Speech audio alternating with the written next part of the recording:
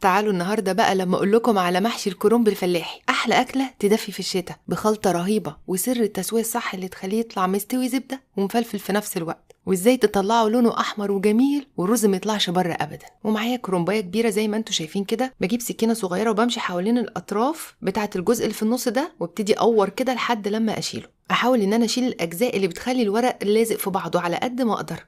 وطبعا الكرنبايه المفروض تكون متهويه شويه علشان يبقى ورقها حلو كده ويبقى مفرود ومش مكشكش معانا، لما نخبط عليها نحس انها مهويه شويه.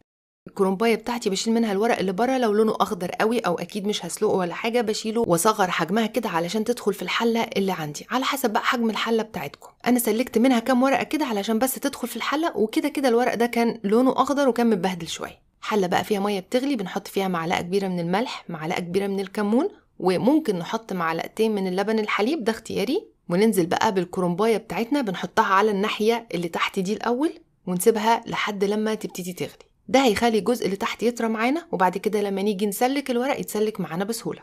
اول ما تبتدي تغلي كده بنسيبها تغلي بس 30 ثانيه، وبعد كده نقلبها على الناحيه التانية. بعد ما بقلبها لو محتاجه ميه بزود، انا ما بحطش من الاول ميه كتير عشان لما اجي اقلبها الميه ما تدلدقش بره وتبهدلني. بعد كده بقى بزودها ميه مغليه. اول ما الميه تبتدي تغلي بنبتدي نسلك الورق بتاعنا واحده واحده. الورقه بتتسلك معانا بسهوله، احنا بنسحبها بشوكه او بماسك بنلاقيها بتطلع معانا بسهوله. لو الورقه عصلجت وما طلعتش تبقى لسه شويه، لسه ما طريتش. هي اول ما بتطرى بتطلع زي ما انتوا شايفين كده. طبعا دي كرنبايه يعني عاقه مش زي الكرنب بتاعنا في مصر خالص، بس هتمشي حالها معايا. انا جايبه منها 2 لان الاتنين منها بيعادلوا كرنبايه كبيره من الكرنب اللي عندكم. لما باجي احاول ان انا اطلع ورقه ما طلعتش معايا يبقى لسه، دي لسه كانت ناشفه كده شويه فسبتها شويه، والنار بتغلي. انا بهدي النار بس شويه وهي بتغلي كده، وابتدي اسلك الورق واحده واحده. طبعا الورق يا دوبك بياخد غلوه بنطلعه بنحطه فوق بعضه علشان يكمل سوا، مش لازم يستوي زياده في الميه، ممكن يكمل سوا بعد كده بره. لو حسيتوا ان هو اتسلق كويس واستوى تمام ويمكن اتهرق، لا حطوه بقى في ميه ساقعه بسرعه عشان ما يكملش سوا، او في ميه فيها تلج. حسيتوا ان هو ناقص سوا شويه حطوه فوق بعضه وهو سخن كده بيكمل سوا. بس هي ما بتاخدش وقت في الميه زي ما انتوا شايفين، انا بسحبها ورقه ورقه على طول. هو لما بيغير لونه كده وبتلاقوه طري شويه يبقى كده تمام قوي، ما تستنوش عليه يتسلق زياده علشان الورقه ما تبقاش متبهدله معاكم. بصوا بقى بحركها شمال ويمين ازاي مش متبهدله في ايدي. بناخد الورقه نحطها بالشكل ده ونشيل العنقود دهوت ونبتدي نلفها بالشكل ده. ودي طريقتي في تقطيع الكرنب، الطريقه اللي انا متعوده عليها طول عمري، ما بغيرهاش لان دي اسهل طريقه بالنسبه لي. ومش بحب اقطع الكرنبه بره قبل السلق نهائي، انا بحب اسحب الورق ورقه ورقه كده، ودي طريقه سهله وممتازه وناجحه كمان مضمونه 100%. بفرد بقى كل واحده وبقطعها المقاس اللي انتوا حابينه لصباع المحشي بتاعكم، يعني حابينه كبير صغير زي ما انتوا عاوزين. بصوا انا اوريكم كذا ورقه. بشيل العنقود ده، وطبعا الورق بتاعي زي ما انتوا شايفين يعني مش حلو قوي، فبشيل طبعا الحته السميكه اللي في الطرف دي بضحي بيها خلاص مش محتاجاها، وباخد الورق بتاعي وبقطعه. لو كرنبايه حلوه بقى من الكرنب بتاعكم، الورقه ممكن تعمل معاكم يعني كميه مش هتحتاجوا تقطعوا ولا تشيلوا منها حاجه زي ما انا بعمل كده. يعني هتاخدوا الورقه تبرموها وتقطعوها 3 والتلاتة هتقدروا تطلعوا منهم ورق. انما انا باخد اول 2 اللي هو الورق اللي هو الطري الناعم ده، وطبعا العرق التقيل ده ما اقدرش طبعا ان انا الفه فبرميه او باخده واحطه في الحله من تحت، او ممكن اعمل بيه شوربه كرنب، يعني بنعمل بيه حاجات كتير. وناخد بقى الورق بتاعنا ونرصه جنب بعضه زي ما انتوا شايفين كده. بصوا الورقه بمسكها بايدي بحس انها شفافه، قادره اشدها ما بتتقطعش بسهوله. بصوا كده مسلوقه سلق مظبوط، لو اتقطعت جامد تبقى اتسلقت زياده وهتعذبنا في اللف، فخلوا بالكم ان المحشي ما يتسلقش زياده منكم. وطبعا في المرحله دي انتوا ممكن تخزنوه تحطوه في اكياس او في علب وتشيلوه في الفريزر، وممكن يقعد معكم في التلاجة لحد يومين. هنجهز بقى خلطه المحشي بتاعنا، الخلطه الرهيبه بتاعتنا. هنحتاج نص كوبايه الكوبايه الا ربع من الزيت على حسب حجم الكرنبايه، محشي الكرنب بيحب الزيت شويه. ونحط معلقه كبيره من السمنه، لو سمنه بلدي بقى يا سلام ما اقولكوش. ومعايا هنا بقى 3 بصلات كبار، هو بياخد بصل كتير شويه، لو قدرتوا تحطوا 4 بصلات كمان يبقى حلو قوي. الكرنبايه الكبيره ممكن تاخد لحد 4 بصلات من البصل الكبير ده. بناخد نص كميه البصل، انا فرماه فرم ناعم كده في الكبه مش مقطعه على ايدي، ده بيدي للتسبيكه سمك كده وقوام حلو قوي. نبتدي بقى نحمر البصل بتاعنا. زي ما قلت انا حاطه سمنه عاديه، ولكن طبعا لو عندكم سمنه بلدي حطوها تبقى تحفه، ممكن تحطوا زيت وحته سمنه بلدي تدي طعم رهيب وريحه رهيبه، ولا كانكم استخدمتوا زيت اصلا. المحشي عموما بيحب البصل، بس انا بحب احط فصين توم مفرومين مع محشي الكرنب شويه، ده بيديله نكهه حلوه كده وبيديله نكهه مميزه ومختلفه شويه، ودي طريقتي انا، ولكن الطريقه المعتاده بالبصل فقط. نبتدي بقى نحمر البصل لحد لما ياخد لون زي ما انتم شايفين كده، اللون البني الفاتح. اول ما البصل ياخد لون بننزل عليه بمعلقه كبيره من البابريكا، ومش هحط شطه دلوقتي علشان لو اتحطت في الزيت كده هتبهدل الدنيا وهتتعبنا جدا، فهحطها بعدين. رشه كده من السبع بهارات، ودي اختياريه، يعني اي بهار هتحطوه على محشي الكرنب غير البهارات الاساسيه اللي هي الملح والفلفل والكمون والكزبره، ده اختياري. حطيت معلقه كبيره من الكزبره بحطها في الاخر شويه علشان ما تتحرقش مني، وخلي بالكم ان النار هاديه دلوقتي علشان البهارات دي ما تتحرقش، النار هاديه تماما. انا عايزه ريحتهم تطلع، بس ان احنا نرميهم في الزيت كده بتخلي ريحتهم تطلع ونكهتهم تبقى حلوه وطعم البهارات يبقى باين في المحشي كده. 4 كوبايات من عصير الطماطم، انا مستخدمه طماطم لونها احمر وحلوه جدا، ومش هزود صلصه دلوقتي ولا حاجه. لو انتم الطماطم بتاعتكم لونها فاتح زودوا بقى 3-4 معالق من معجون صلصه الطماطم علشان تبقى التسبيكه لونها حلو كده، او علبه صغيره من اللي هي العلب الصغننه بتاعت معجون الطماطم دي. بنحط بقى الملح والفلفل الاسود، انا حطيت الملح بس ما بانش، انا حطيت ملح وحطيت معلقه صغيره من السكر بس ما تصوروش، وبنغطي وبنسيبها تتسبك بقى على نار هاديه لحد لما تقصر كده زي ما انتوا شايفين، وتعمل دهون على الوش، تحس انه الدهون عايمه على الوش كده. هو ده التسبيك، عشان محدش يقول لي لا دهون، هو محشي الكرنب والمحشي بتاعنا بيحتاج يتسبك. بنحط بقى معلقه كبيره من الكمون، وده طبعا للكرنبايه الكبيره. الكمون بحطه متاخر شويه علشان ما يمررش معايا، ما بحطوش في الزيت. ولو حابين تزودوا اي نكهه بهارات تانية زودوا. وخطوه بقى مهمه جدا، بناخد شويه من التسبيكه دي على جنب، يعني قد ايه كبشه كبيره كده. انا خدت كده 3 معالق كبيره اللي هو بما يعادل كبشايه كده محترمه، وهشيلهم على جنب وهقول لكم بقى ليه وهقول لكم هنعمل بيهم ايه، بس دول مهمين قوي. وهنحتاج كيلو من الرز المصري المغسول كويس جدا ومش منقوع.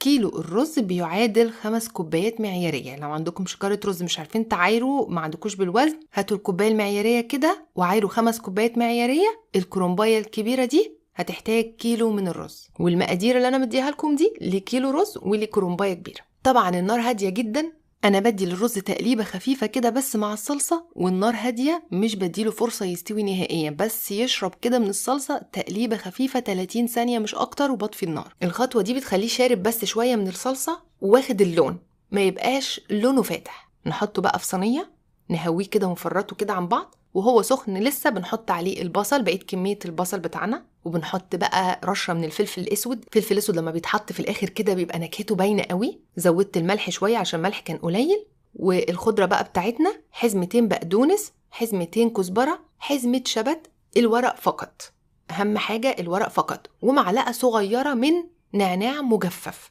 كله محطوط في بعضه، بس خلي بالكم ان الشبت ده هو روح المحشي. عندي ناس ما بتحبش الشبت قوي فبحط منه ربطه واحده بس، ولكن ممكن تحطوا ربطتين كمان. انا ما بحطش نعناع فريش لانه بيمرر شويه.